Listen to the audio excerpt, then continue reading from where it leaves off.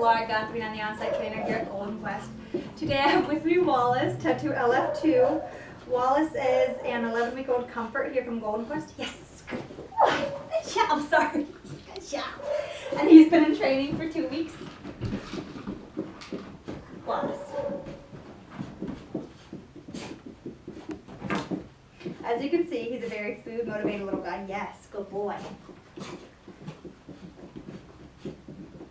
Yes. So right now, we're working on not jumping. He can't help it. He's an 11-week-old excited puppy. He wants to jump. So we're just encouraging sitting instead. Yes. Yes. Good boy. So we're going to go ahead and run through things we've been learning and how he's been doing on stuff, right? Touch. Yes, good boy. He still does that with an open mouth, but he's still getting the concept. Good boy. Touch. Yes, good boy. Yeah, good job.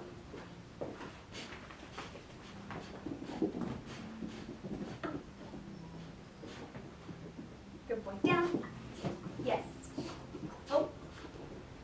Wallace down. Down. Yes.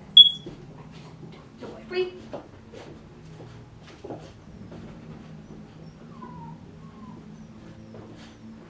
Stand.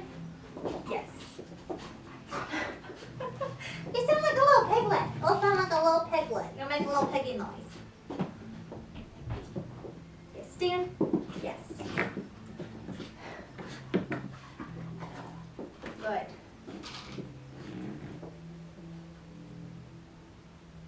Yes. Yes. Place. Yes, good boy.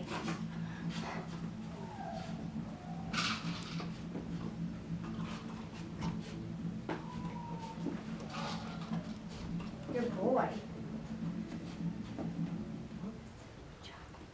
Wallace, free. Good, yes, good, free. Wallace, come. Yes, good, come, Wallace. Well done.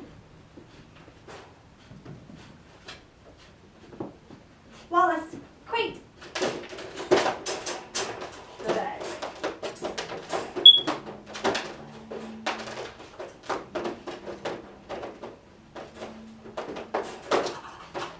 Good boy. Free. Yay! Well done, bud. Well done, good boy. Yes. Good job.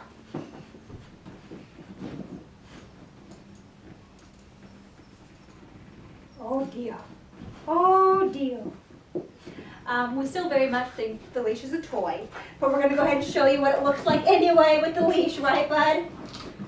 Oh, we're in for it. Oh, we're in for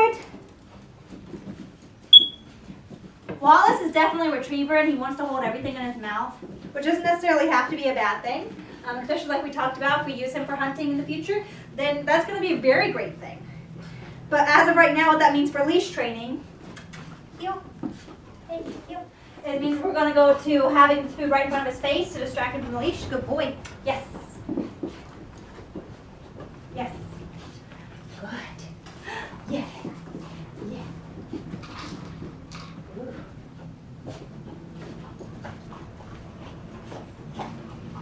And don't mind his energy today. It's just he's really excited for it to be his turn. He was waiting very impatiently during Olive's video, so now he's like, oh, it's my turn! Yay! Someone's very happy about this. Okay. Good boy. Heel. Yes. Yes. Good. Good boy. Hey. Hey. Yes. Shh. Calm yourself. Good. Free. Good job. Good job. Let's get some more food. We're going to show the last thing. How about that?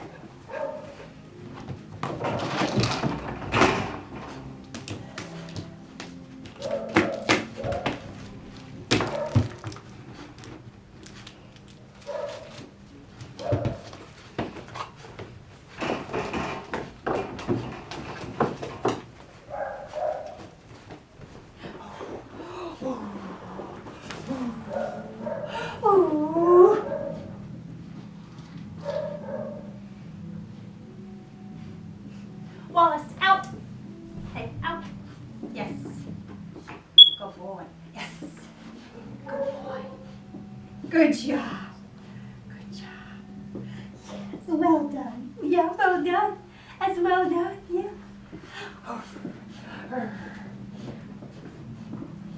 So right now with his out, what I did is I started playing with him with a toy. When he got it, I encouraged him to have it. Yes. And if he picks stuff up around the house, instead of telling him, no, Wallace, if you really want him to do some hunting later on, or just general retrieving, instead of reprimanding him for picking up stuff, whether he's supposed to or not, whether it's socks, a fork, or a shoe or something like that, instead of saying no, say, oh, thank you, and just take it from him and give him something else in return, like the food, just to distract him, to distract him, because you want to teach him that putting stuff in your mouth is a great thing, and we like when you do it, but sometimes we actually have to have it. Good boy. Yes. Out. Yay! Well done, bud. Woohoo! Mr. Wallace! Mr. Wallace! Good boy. Out. Yay! Good boy! That was gorgeous. Beautiful. So keeping that up, and if you notice what I did earlier is I gave him the treat as an exchange, and then I gave him the thing right back on purpose. That way he learns that just because I asked you to spit it out doesn't mean I'm not going to give it back to you, even though obviously in the future sometimes you won't ever give it the thing that you asked him to out back. But right now at his age, I'm trying to teach him that sometimes you get it back. Sometimes you do. So we do this a couple times, and then at the end of the training session, I just take it up and away altogether. That way he learns, obviously not every time I get to keep it. You're anticipating. Out. Yes, good boy.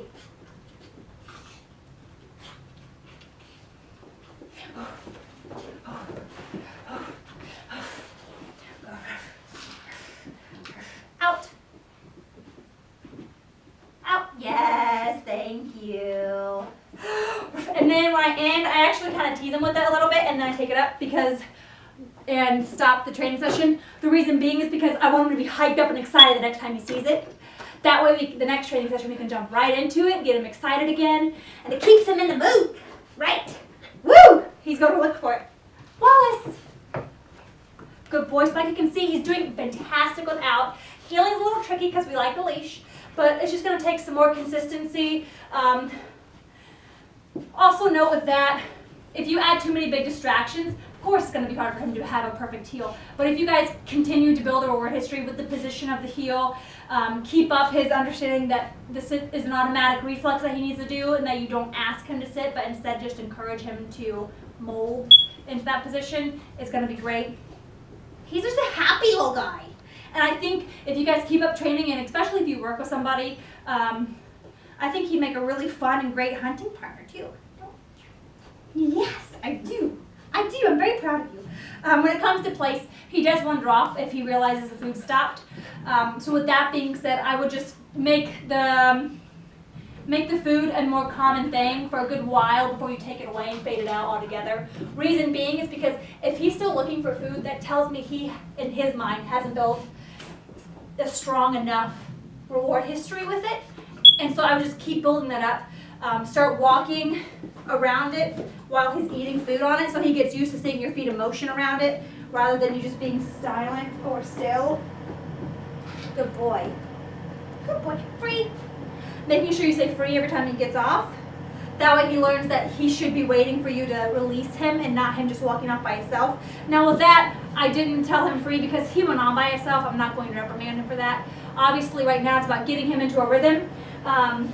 Building that positive association, building the reward history, trying to set the clear boundaries now, but making sure you stick to your guns with everything and you're very consistent, and that goes with everybody in the family. Everybody needs to have the same words for everything. Everybody needs to have the same expectations. So with the puppies, my biggest thing is asking him to do it once, and if he doesn't do it, we release and we try it, we start again. I'm not going to sit there and ask him to sit, because if I do, then what's going to happen is Wallace is going to learn that he's supposed to put his butt on the ground when you say sit, sit, sit, instead of just getting on the ground with his bottom when you say sit once. So the idea is that you're trying to teach him that saying the word once is what's important and not saying it multiple times. You touch? Yes. Good boy. Another thing is when you guys practice and do little training sessions at home, don't feel bad if one day he did fantastically stellar and you're so excited because you're like, oh, yesterday we did this and it was so great. And then when you guys go to that part in the training, he just acts like a dud and has no idea what you're talking about. And you're like, ah, you just did it yesterday. Don't feel bad. Don't be upset with yourself or with him.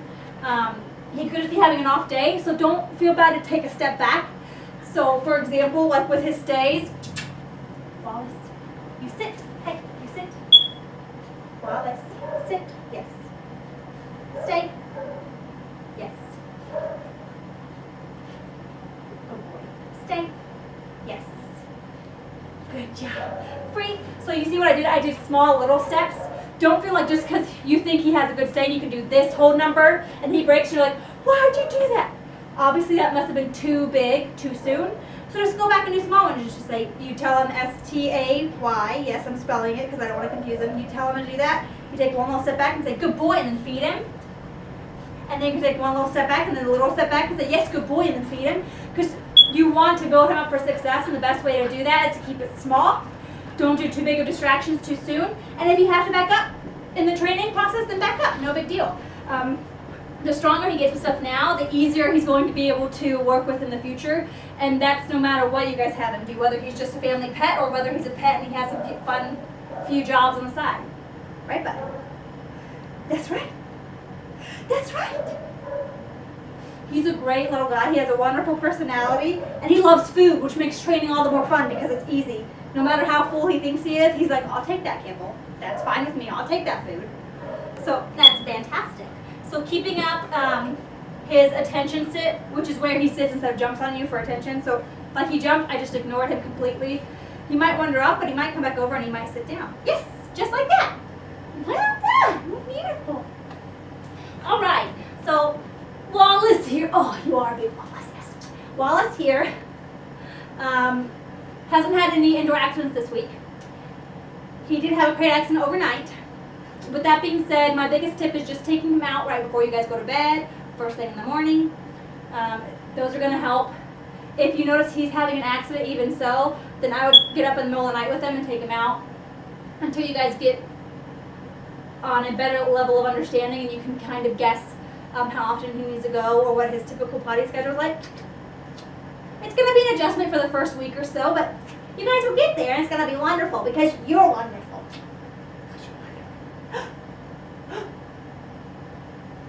He's so cute. Good boy. Good boy.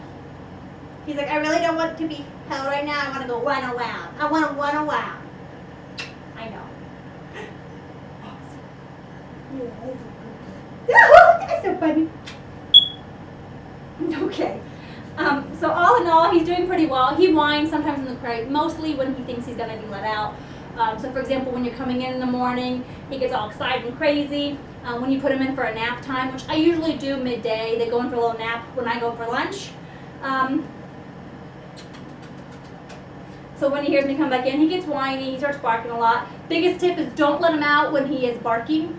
Reason being is because he learns that behavior is what releases him. And we don't want that because that means the barking is just going to get worse. It's going to get louder and stronger and longer. We don't want that. It's not fun. That's not fun. So letting him out when he's quiet in the crate is perfection. But also being mindful and aware of his potty schedule is going to help you because if he is whining in the crate, it's possible he needs to get out to go potty. So, yes. Okay, so he's very excited to see you guys on Saturday. Very excited. Very excited. He doesn't know what to do right now. He thinks I'm being very weird. So I'm gonna go ahead and say bye-bye and say he's gonna be very happy to meet you guys and to go home with you, right? Okay, bye. That's your big baby. You're such a big baby.